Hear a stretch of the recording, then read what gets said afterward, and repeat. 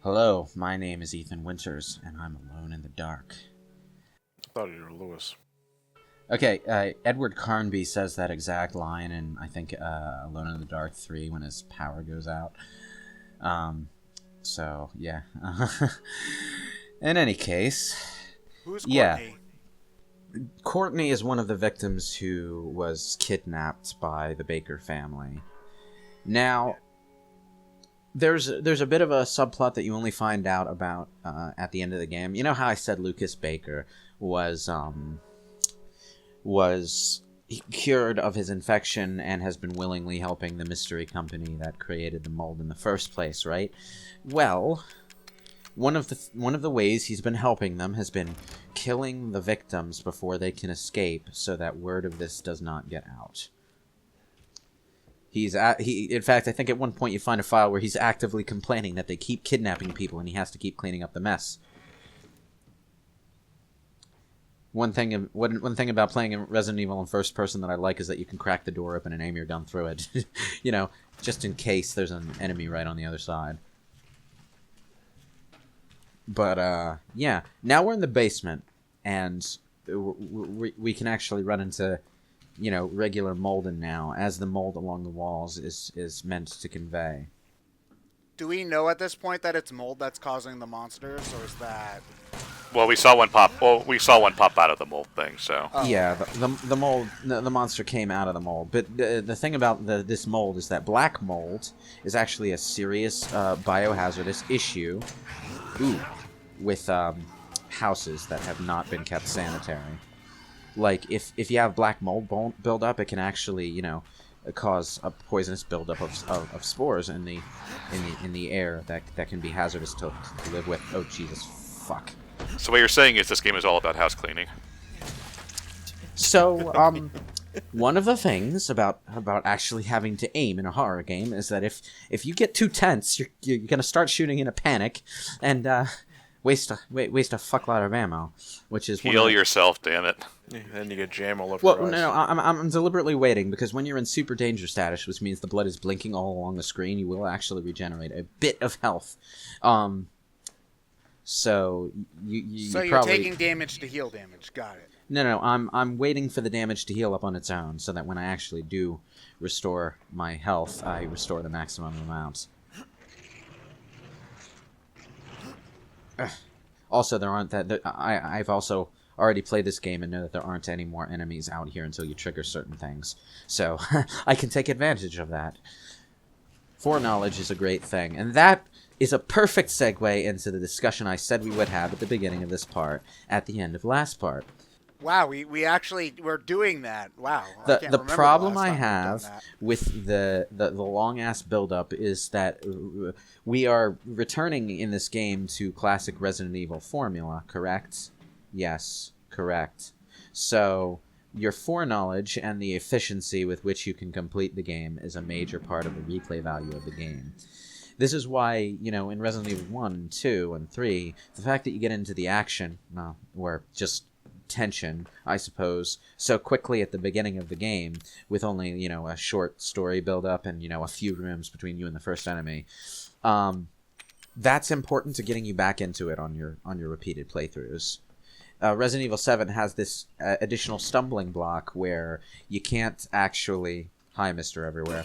You can't actually get into it all that easily. It has the Persona Kingdom Hearts 2 Twilight Princess opening problem of, yeah, the beginning is effective in its way, but it kind of makes it hard to get back in on repeated playthroughs. More on your first time, which I feel in this game, more than the previous entries, this was a lot of elements were considered for your first experience more so than repeated playthroughs. Yeah. Because, yeah, I mean, I agree. Like, I did deeply enjoy this game the first run through, but I have not gone back to it yet because I know about a lot of the things that I have to rewatch again. And it's like, the spark is missing, which again, that's not so much the game's fault. It's just the way it's set up. Once you get to the basement area and start running into the molded, I feel it gets its groove on the way the previous games did, and you can start, you know, charting your course around the mansion the way you used to be able to do, getting items, remembering where things were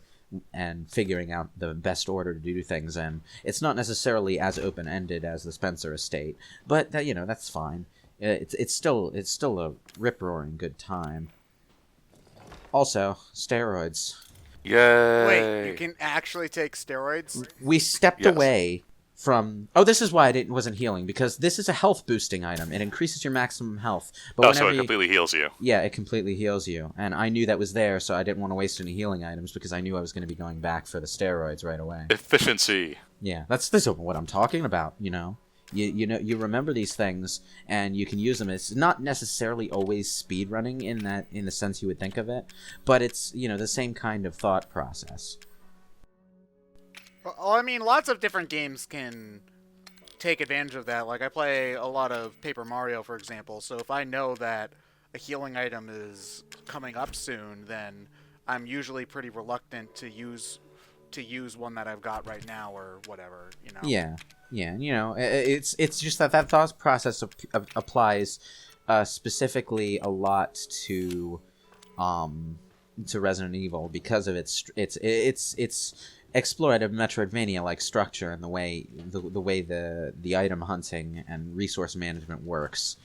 It's like even the choice I've already mentioned, where I'm deliberately avoiding the first shotgun in order to get the better shotgun and have an easier time afterward.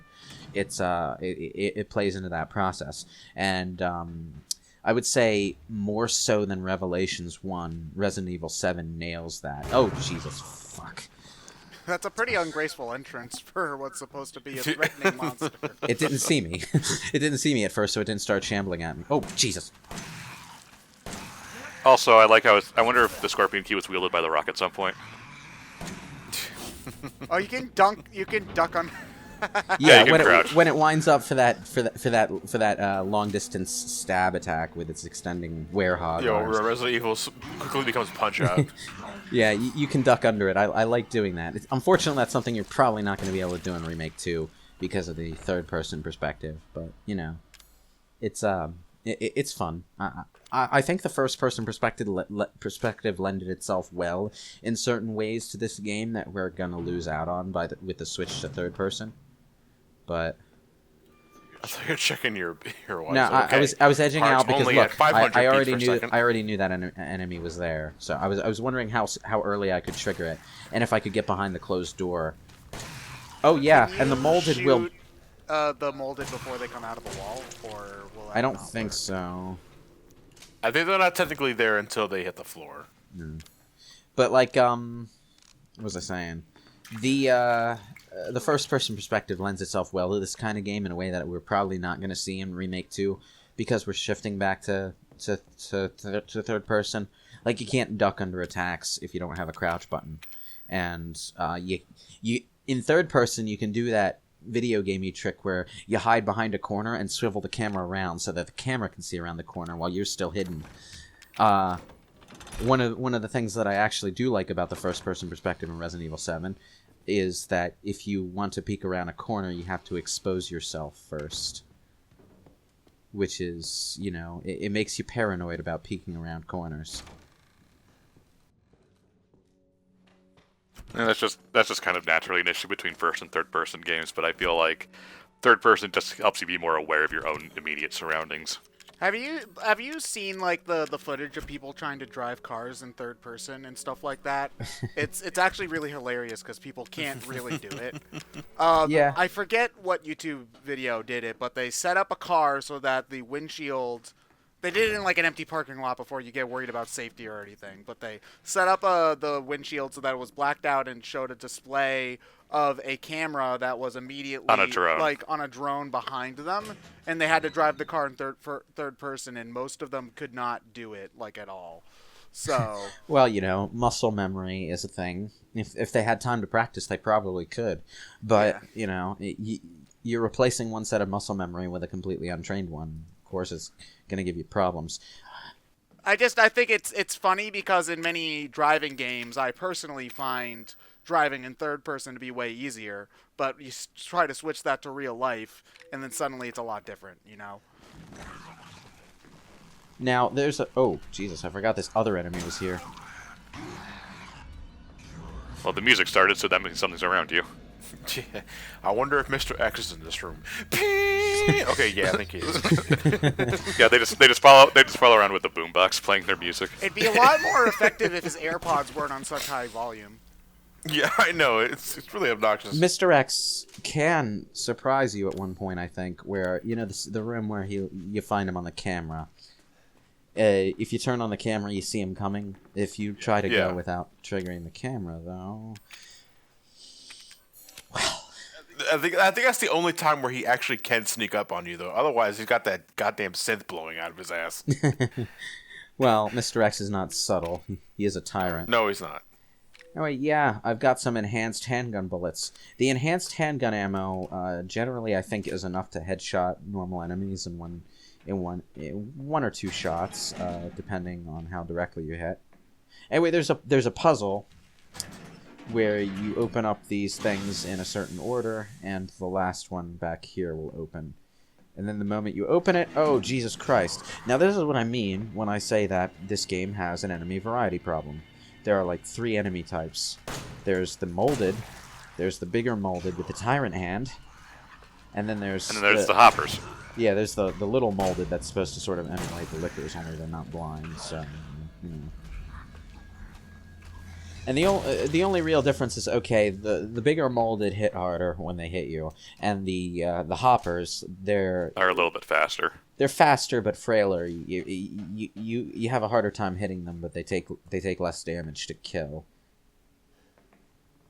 Anyway, we needed to open that because there's a key item, or an actual key rather, in that particular furnace. Yeah, they infected someone and then killed them by burning them, but then the mold brought them back to life as pod zombies anyway. So, okay, I have a semantics question. Did the phrase key item come from the fact that we tended to put keys in different inventory slots for convenience, or from the fact that key items are key in clearing the game? Like probably a little bit of both. The latter. No, I always thought it was the first one, honestly, because usually the most common key items are literal keys. I think they started using the term key items before we made a convenient a separate inventory for them. Anyway, these enemies are annoying. But here's the thing about the molded. If you get too far, they just despawn. Yeah, if you get too far away from their original spawning location, they will despawn. So you got to be careful about that. Do they respawn if you kill them? Yeah, yes. They respawn. Well, no, they respawn if you haven't killed them. Yes, but if you kill them, if they go and melt into the floor because you got too far away, they will respawn when you go back to that area. And I think they come back with full health, even if you wasted some ammo on them. So you don't want to do that. Isn't that what happened to the zombies too in the old games though? Like no, the zombies the zombies would be, you know, contained to whatever room they were in, but they would follow you around that room without fail. And if you killed them, they stayed dead. But more what I mean is if you shot one and then left, it would come back with full health later. Oh yeah, I think so. But that was a lot harder to do by accident. Is the main thing. Yeah, because normally in the old games, once the zombie is down, it's usually down for the count. Or if you're leaving the room, you're leaving the room intently to leave. They don't leave. The zombies don't leave rooms, so there's no chance of you getting far enough to where they would just shamble back to where they were. Oh, so it's less likely to leave a room accidentally trying to kill the zombie. And yeah, you had in those games you had to deliberately turn toward the door and hit the action key to leave. In this case, the monsters will just stop following you after a point. Like I'm pretty sure that this one will melt into the floor if you try to lure it out of this room specifically. I'm not sure if I'm about to do that by accident, but... How do you guys feel about the design of the mold and the molded stuff? Because I'm not sure how I feel about it just looking at it here. It's obviously very different, especially for this kind of game when you're looking at something versus actually playing it. Like, not that it's not creepy and not that it's, like, too silly for me to feel like it could be scary, but it's not... like really striking a chord with me either. In the no, way they're kind of when you get past basic. the grotesque, appearance, you just break it down like everything else in Resident Evil. Well, I mean, it's hostile and it's heading after me. Well, here's the thing: I don't even really think that it looks all that grotesque. It looks like Venom, only like it does kind of look like live action Venom, but live action Venom came after this, so. Well, no, Yeah. I'm talking about like Spider-Man 3 Venom. Oh. Like, so, I mean, I'm just expecting them to start dancing really badly at me at any second. Well, what do you look for personally? Well, I don't play horror games because I'm a wussy baby, so... Okay, well, what makes you terrified? You see, I should ask that. that's what I was talking about. They just melt into the floor. And then you have honestly, to go the back stuff and get that them. was scared me so far the most in this playthrough has been the humans. Like, you know, because they were real people. Like, seeing the Jack Baker is the dad, right? Yes. Seeing him walk around on fire or shoot himself in the face or having, you know, your wife go between crazy eyes and not crazy eyes. Like, that stuff's been more effective to me because that's not necessarily even more realistic, but more, you know, it's something that feels It's scary to relatable, me because yeah. it's more relatable, you know, especially with the wife, considering that that's who you're trying to save this whole time anyway. It'd be like if you beat Bowser and then Princess Peach started stabbing you, you know, like, so... But you know, like the molded are difficult to explain. The tension when fighting these things comes from just how hard it is to keep yourself together, and well, you see I'm having trouble aiming, and that's partly because I'm not the best at shooters, but yikes. Well, Resident Evil 7, correct me if I'm wrong, doesn't have a dedicated dodge button, does it? No, it just has... Like there is only a block button. It just has the block button, and you're moving at a pretty sedate pace throughout the entire game. So, you know, it's a combination of factors. But the fact that you have to contend with these enemies under these circumstances makes them scarier while experiencing the game than they necessarily are visually or conceptually. And that's always been the case with the zombies and everything. In fact, I'm pretty sure survival horror wouldn't have worked on the PS1 if it wasn't the case. So, yeah, that's why I'm saying that it's very different when you're just watching this kind of game to feel like these guys are scary than when you're legitimately playing it for yourself. It's kind of the Dino Crisis effect, you know, where, you know, the idea of fighting hordes of velociraptors is more funny than scary when you talk about it. But then you actually have to be in it with the capabilities you have in that game and the hazards of dealing with those particular dinosaurs. The bleeding mechanic, everything, it's all kind of, you know. Yeah, there are people who consider, like, the first Jurassic Park a horror movie, and you'd have a hard time arguing against that, you know? Well, part of that comes from the source material, which was a lot more grotesque. The movie's more family-friendly than the book, by far. Well, yeah, well, that's Spielberg for you, so... Yeah. Shotguns. I kind of blur my eyes, and I think Jack Baker reminds me of that one farmer from Men in Black. Horror in a video game is inherently different than horror in a movie, though, and it is one of the reasons that I prefer horror games over horror movies. Oh man. I think it depends on the type of horror the movie is trying to convey. Oh well, I'm just talking about my preferences. I'm not saying one is inherently better than the other. Yeah, you can get at that stuff through the bars. But what is it about? All right, so to delve into your preferences, then, what is it about horror video games that you find more your cup of tea than horror in a movie? Well, here's the thing: I'm not really fazed by horror stories exactly. Even when my preferences are for horror games and horror books. But when I'm reading a horror book, I'm not necessarily scared. I'm just invested in the characters being scared, if that makes any sense. I'm invested in what the characters are feeling, and that's what keeps me invested in the book. But when it comes to horror movies, I don't have that same level of connection with the characters, so I tend to find it to be a weaker experience. Games replace that with a direct connection to the actions the character takes in order to survive a crisis. So the tension is less, I'm scared of this horrifying thing, and more, I'm legitimately afraid that what I'm about to do is the wrong thing. And that makes the combat in Resident Evil 7 and the Resident Evil 2 remake, from what I played of the demo, a hell of a lot more engaging from that too, because now I don't just have to point myself in the general direction of a monster and pull the trigger. Placing the pressure directly on the player, I feel you think conveys a better sense of dread and horror than what a movie does. Yeah. And in Resident Evil's case, it's very heavily about decision making. You are making every decision probably costs you a resource, whether it's inventory space or an item that you might need later. Anyway, we're fighting Jack Baker in a cage match now.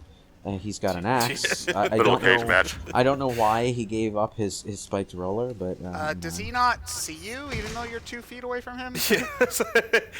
Like you cover. Where'd he go? Jack fucks around a lot. Okay, you see, that's creepy. Like, you shoot him in the eye and he just shrugs it off. Like, that to me works, you know? Yeah. Whereas... the other... Ow, God... And, okay. you know, that's part of what makes the zombies terrifying, is that they were... Well, you know, this has been diluted by pop culture exposure... fucking bag. This has been diluted by pop culture exposure of zombies, but, you know, they were all once regular people, and you can see shades of who they once were in what they look like and what they're wearing, and now they're mindless monsters trying to eat your face off. Yeah, and they don't respond to pain. They just keep coming no matter how many times you shoot them. Guns aren't much use around here, son. I don't know, it seems to be stalling you pretty well. Why do I Guns have all aren't these damn meat much sacks yet hanging? used to me. Oh, wait, is that thing on his back supposed to look like a skull?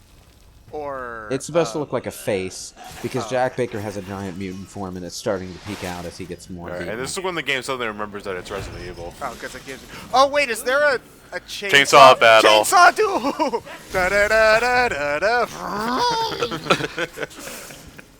The chainsaw, unfortunately, cannot be taken out of this room, because you have to break the chainsaw in order to break the metal bar on the gate What there. the hell is that? He's dual-wielding chainsaws. Chainsaws. He's not dual-wielding chainsaws. It's kind of an industrial sort of... It's a chainsaw plier. Oh, it's he's like, using one of the combo weapons from Dead Rising 2.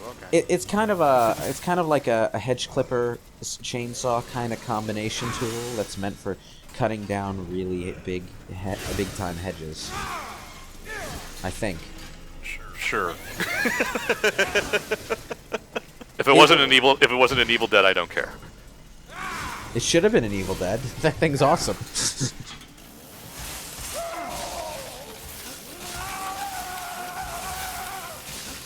Little bit of graphical problem there. Yeah. Yeah. They didn't refine the chainsaw very well.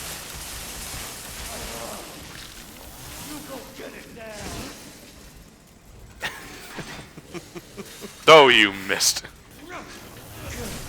The melee combat is kind of awkward, but, you know, it's a fun one-off moment. You don't get another chainsaw battle. It's not like this gameplay feature sticks around and outwears its welcome. Also, you can still use the... Oh, I don't know how... He somehow missed I don't know that. how he missed me there, but you can still use the bags to stun him and get in easy hits, but he knocks the bags down, so you got to be careful about how he's moving. Also, there are bodies in those bags, in case you couldn't tell.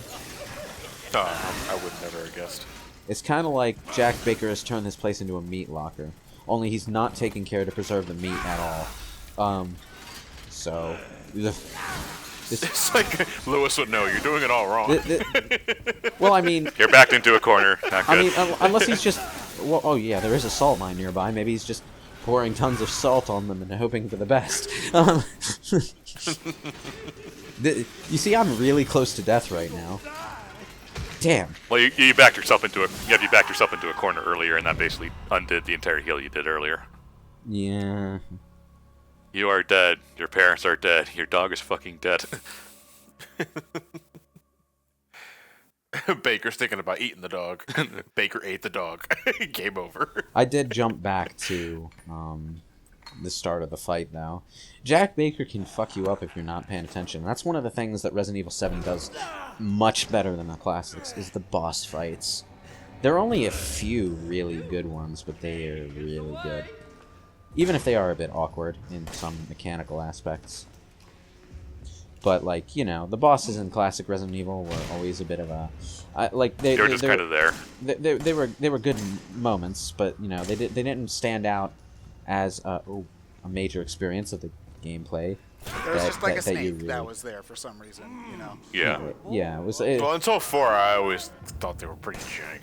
Yeah, jank was always the major thing holding them back, and now we're taking some of what we learned from Resident Evil 4 and applying it to more horror-based encounter, and that's wonderful. I love seeing It only that. took them 3 games to do it. Progress? Better late than never, I suppose.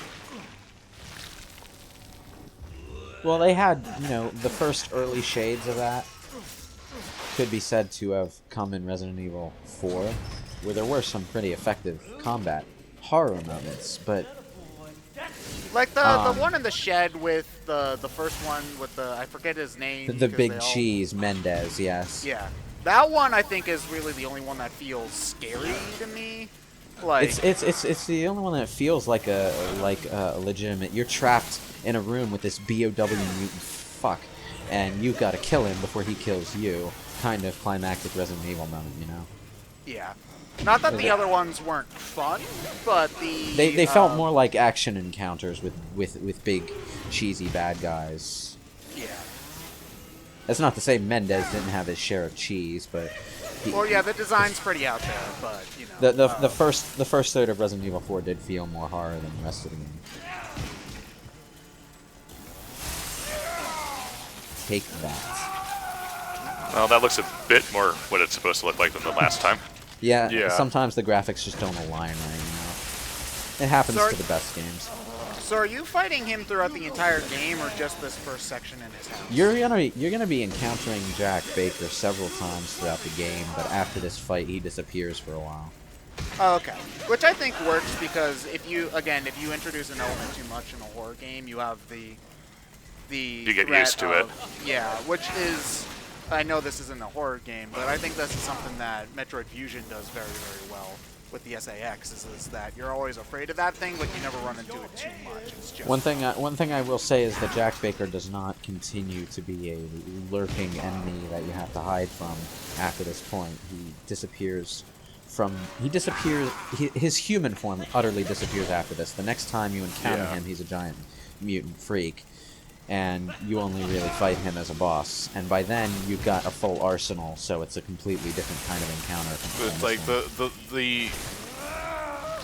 the regenerative process can only retain the human form for so long, and you fuck him up royally. In this fight. Wow, he even destroys the pillar in the center of the room, so you can't use that as cover anymore, too.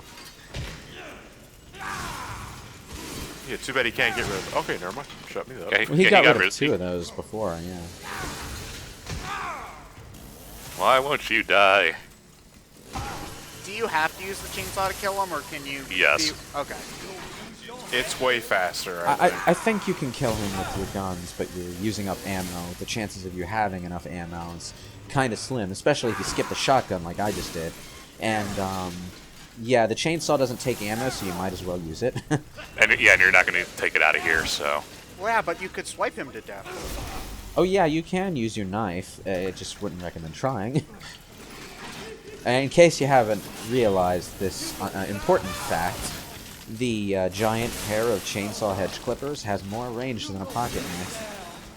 Well, that's actually something interesting. You were talking about, like, resource management and stuff. Like, I've been thinking a lot about different challenge runs lately because I've been watching way too much Game Jam. And one interesting thing about, per se, doing a knife-only run in a Resident Evil is that you now have that inventory space to put for healing items and key puzzles, so you have less backtracking which is neat, I would imagine. I don't know how you hold on to all that stuff as a block of tofu, but, you know. It's there. Tofu has more hiding spots than anyone combined. Yeah, it just all goes absorbed into his fatty Yeah. mold. Okay, he's dead. Yeah. When this scripted animation plays, that means you're done with him. But his death animation is creepy. Just gonna say. He explodes, Nasty. but then Oh, he gets up. Jesus. Honestly, I thought the Legos were going to start kicking you. Well, he really is the Black Knight. It's not like we haven't had moments where zombies and stuff have had their headless chicken the body keeps operating for a little while after the head gets blown off moments. But it's different with Jack Baker because he's on the ground and his disembodied legs stand up and start walking for a bit before they fall back down. So it's like, Jesus Christ. Why can't... Yeah, so I'm guessing like the mold makes every part of your body now like a brain, I guess. Well, that's kind of how a single-cell organism works, is that since their bodies are less... I don't know if mold technically counts as a single-celled organism, but since... For the sake of argument in this game. Yeah, so the thing about a more simple organism like that is that the way that humans and more complex animals work is that we have specialized body parts. So, you know, our cells can't just regenerate a lung, for example, because you need specific lung stuff to do that. With a single-celled or more simple organism, they can just replicate themselves because it's easier and more simple to do that. So I guess being part of the mold means is that you can, if you lose part of yourself since you're a more simple being, you can regenerate faster.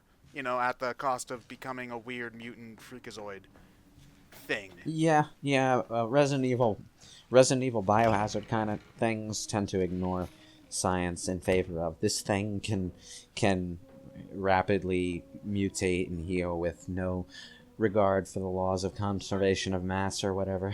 Yeah, I know that. I'm just saying that it's more feasible science, like, not that anybody thinks that Resident Evil is feasible science. Yeah, I know what you mean. Oh, hi, Granny. Hi, Grandma. Can you shoot her? No, whenever you aim your gun in her direction, your character intentionally pulls their weapon back. Which I think is... It's kind of like in Biohazard... Not Biohazard, Bioshock. It's kind of like in Bioshock where there are certain moments where your character's control is taken away from you, and you think that's just the game going into cutscene mode, but it actually ends up playing into the plot twist at the end. And what a twist it was. At least for the time, anyway. Yeah, it was interesting. Well, I don't think that many games have tried to do something like Bioshock's twist since. A couple have. But they tend to stray more towards the indie-type stuff. There haven't been too many AAA games. Bioshock itself was a very, very low-budget game, so... Yeah, but it was given the same, like, release hype and stuff, and it had the impact of a AAA game, whereas most of the stuff nowadays that are given that sort of wide release type thing don't tend to go for that. It was selling itself as a spiritual successor to, I think, System Shock 2. Which got a lot of people excited because System Shock 2 is an amazing game. Yeah, but its reach spread far beyond that because System Shock 2... Oh yeah, it became the AAA franchise in the end, and arguably suffered for it. But you know, such is life.